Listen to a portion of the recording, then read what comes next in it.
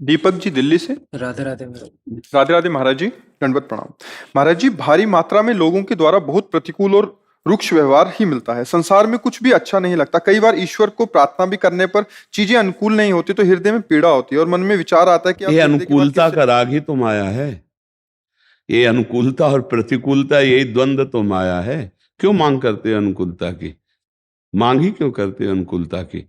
अनुकूलता की मांग नहीं तो प्रतिकूलता से कोई परेशानी नहीं, तो अनुकूलता प्रतिकूलता को जो रौंद के फेंक दे वही तो समदर्शी महात्मा होता है, वही तो परमानंद का अनुभव करता है। तुम्हारा स्वरूप अनुकूलता और प्रतिकूलता से बहुत परे है।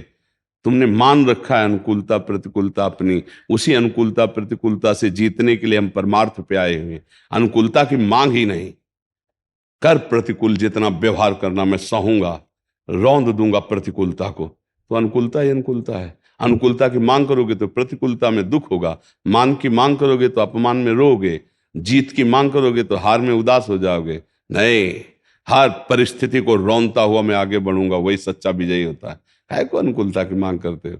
दूसरों के चेहरे की तरफ देखते हो कि हमारे अनुकूल होके बोले, अनुकूल होके। नहीं, तेरी जो मौज है तू कर, मैं सहूंगा और हर बात को धैर्यपूर्वक सहकर मुस्कुरा के उत्तर दूंगा, नहीं विचलित होऊंगा, क्योंकि मैं सत्संग करता हूं, नाम जप करता हूं, भगवान का भक्त हूं, मैं संसारी नहीं हूं। तब ये बात बनेगी। अनुकूलता की मांग करोगे तो तुम्हारा मन ही तुम्हारी प्रतिकूल हो जाएगा। बाहर की तो बात जाने दो, नहीं प्रतिकूल हो जाता फिर क्या करोगे? फिर किसको मारोगे? अपनी जबान दांतों से कट जाए, किसको थप्पड़ जमाओगे? अपना मन अपने प्रतिकूल है, किसको गाली दोगे? ऐसे बाहर प्रतिकूलता को सो क्या चला जाता है। अगर आए हो यहाँ सत्संग सुनने, संत समागम में, तो ये है अध्यात्म। अध्यात्म धारण कर लो, विश्व कोई दुखी नहीं कर सकता। तेरा विचार है, तू बोल रहा है, प्रतिकूल बोल रहा है, मेरा विचार है, मैं अपने विचार से तेरी प्रतिकूलता का उत्तर देता हूं मुस्कुरा के। राधे श्याम, चल दिया, क्या फर्क पड़ता है?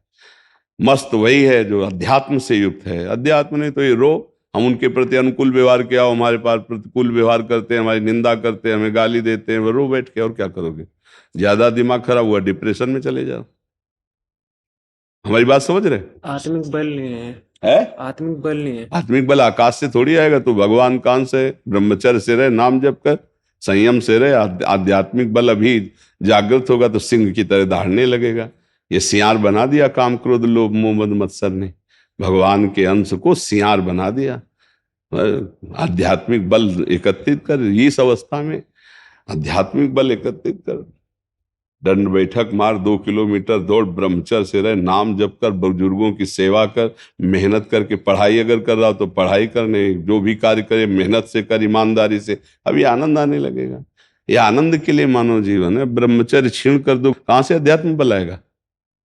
समझ पा रहे हो हमारी बात? अपने जीवन को झांक के देखो। अध्यात्म बल जैसे मटके में 2-4 छेद हो जाए तो फिर सब पानी धीरे धीरे निकल जाता है। भगवान ने आपको एक पावर दिया है मानव जन्म के साथ। आप विवेक के द्वारा, बुद्धि के द्वारा अपने असत आचरणों से बचा के अपने आप को दिव्य बना सकते हो।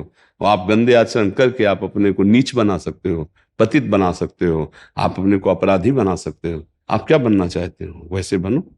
तो अच्छे आचरण करो, ब्रह्मचर्य रहो।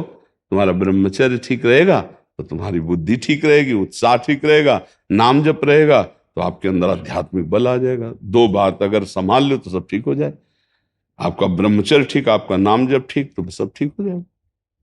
आप लगो इस पर, ठीक है? नाम जप करो और ब्रह्मचर्य पर ध्यान रखो। बहुत कीमती जीवन है।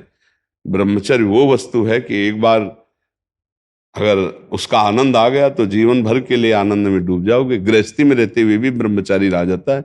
संतान उत्पत्ति आदि के लिए वो गृहस्थ धर्म का प्रयोग करके शेष समय ब्रह्मचर्य नाम जप अपने धर्म से चले, वो महात्मा ही है। क्या गृहस्थी में ऐसा थोड़ी कि बेविचारी होता है? गृहस्थी में भी ब्रह्मचारी है, महात्मा है। एक पत्नी व्रत धारण करके धर्म से चलने वाला महात्मा ही माना जाता है। समझ रहे हो? तो अच्छे बच्चे बनो, अच्छे बच्चे बनो। निरुत्साहित नहीं होना, किसी के चेहरे के इसको देख करके हमको प्रसन्न नहीं होना कि तू प्रसन्न तो मैं प्रसन्न, तू अगर हमारा अपमान कर रहा है तो मैं दुखी। ये तो संसारी पुरुष का लक्षण है। वो तेरा विचार है, तू अपमान कर या गाली दे, मैं अपने विचारों के द्वारा सदैव प्रसन्न रहता हूं।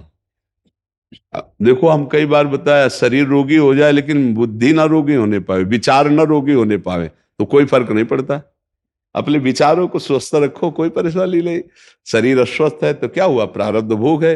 हमारे विचार स्वस्थ हो। अध्यात्म आपको आंतरिक बल प्रदान करता है। अध्यात्म आपको लड़ने की सामर्थ्य देता है, अध्यात्म जीने की उत्तम कला सिखाता है, पर अध्यात्म को धारण करना थोड़ा कठिन है।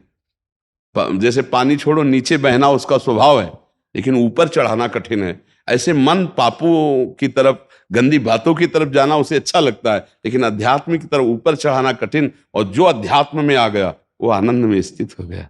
ठीक है बच्चा, नाम जप करो, ब्रह्मचर्य से रहो, व्यायाम करो, खान पान अच्छा रखो, माताओं बहनों की तरफ गंदी दृष्टि मत करो, अभी आनंद आने लगेगा। सच्चे भाव से चलोगे तो अच्छे बच्चे बन जाओगे। जी।